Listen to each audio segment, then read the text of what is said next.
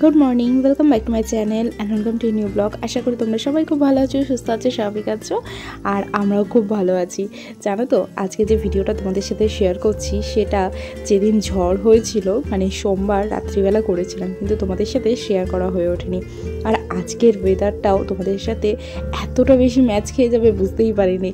माने आमि भाबछिलाम बृष्टि हच्छे ना और एई रकम एकटा रेसिपि शेयर करब, किन्तु आजके एकेबारे मैच हये गेছে। तो যাই হোক আজকে আমি বানাচ্ছি হচ্ছে गुजराटी खिचुड़ी। बेशी सेरकम किछुई ना, नर्माल खिचुड़िर मतोई। एखाने शुधु एकटु आमि काजू दिएछि और तार साथे पेঁয়াজটা भालो करे आमि भेजे निয়েছিলাম। तारपरे आदाटा दिए दिएछि, आदा और रसुनेर पेस्ट दिएছিলাম आमि एखाने। তোমরা বাড়িতে তৈরি করা পেস্টও দিতে পারো।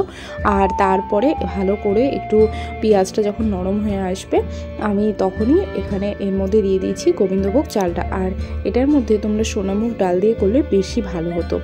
আর কাজুটাও কিন্তু হালকা করে ভেজে নিয়েছিলাম তেলে আমি। আর এদিকে জল দিয়ে আমি এখন বসিয়ে দিলাম। আর তার আগে মুগ ডালটা আমি ভালো করে ভেজে নিয়েছিলাম। আর মুগ ডাল আর চাল একসাথে বসিয়ে দিয়েছি।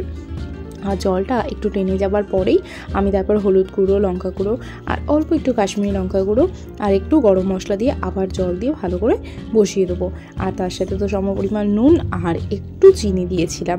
আর তারপরে জলটা আবার যখন টেনে যাবে তখন আমি হাঁড়িতে দিয়ে দিলাম। তবে এখানেই আমি ভুলটা করেছিলাম, এটা হাঁড়িতে না দিয়ে তোমরা কিন্তু এটা অবশ্যই প্রেশার কুকারে দেবে। আমি প্রথমে হাঁড়িতে দিয়েছিলাম, কিন্তু তারপরে আমি আবার প্রেশার কুক করেছি।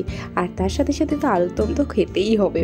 আর সেই জন্য আমি আলু নিয়ে নিয়েছি। আলুটাকে ভালো করে ধুয়ে তারপরে আমি সেটাকে নুন হলুদ মাখিয়ে ভালো করে ভেজে নিলাম। আর ভেজে নিয়েই আমি প্রেশার কুকারে বসিয়ে দিলাম। আমার আলু তাড়াতাড়ি সিদ্ধও হয়ে গেল আর ঝটপট একদমটাও হয়ে যাবে। আর এখানে আমি কড়াইতে একটু জিরে আর শুকনো লঙ্কা ফোড়ন দিয়ে আলুটা আরেকবার ভালো করে একটু ভেজে নিচ্ছি। আর তার সাথে আমি দিয়ে দিচ্ছি এখানে কাশ্মীরি লঙ্কার গুঁড়ো, এমনি লঙ্কার গুঁড়ো আর হলুদ গুঁড়ো আর একটু গরম মশলা আর নুন। আর চিনিটা এখন দেবো না, চিনিটা একটু পরে নামানোর আগে দিয়ে দেবো। আর তার সাথে তোমরা একটু সসও অ্যাড করতে পারো, টমেটো যদি থাকে তো খুবই ভালো হয়। আর তার মধ্যে আমি যে জলটাতে আলুটা সিদ্ধ করেছিলাম আমি সেই জলটাই এখানে ইউজ করে নিচ্ছি, কারণ জলটা একটু গরমও ছিল। আর অল্প অল্প করে জল দিয়ে আমি ভালো করে জিনিসটাকে কষিয়ে নিচ্ছি। আর একটু বেশিক্ষণ ধরে কষিয়ে নিই যাতে একটু খেতে টেস্ট হয়। আর তারপরে ভালো করে কষিয়ে দেওয়ার পর আমি বসিয়ে রাখলাম বেশ কিছুক্ষণ। আর তারপরে আমার আলুর দম রেডি। আর তার সাথে রয়েছে হচ্ছে ডিম ভাজা।